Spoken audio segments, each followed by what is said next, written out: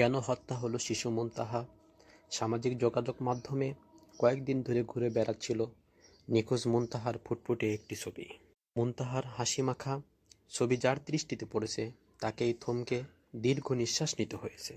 শিশুটিকে জীবিত খুঁজে পেতে তার জন্য মানুষ কত প্রার্থনা করেছে, কেউ কেউ ঘোষণা করেছিল পুরস্কারও।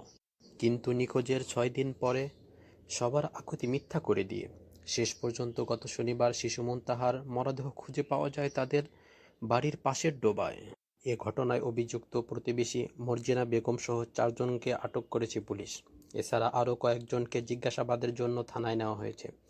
মুনতাহার বাবা বলেন, মর্জিনা মুনতাহাকে প্রাইভেট পড়াইতো, পড়ানো শেষে কাউকে না জানিয়ে বিভিন্ন জায়গায় বেড়াতে নিয়ে যেত, সেজন্য তাকে পড়ানো থেকে বাদ দেওয়া হয়েছে। এতে ক্ষুব্ধ হয়ে এ কাজ করলো কিনা বুঝতে পারছি না। সিলেট জেলা পুলিশের অতিরিক্ত পুলিশ সুপার রফিকুল ইসলাম বলেন,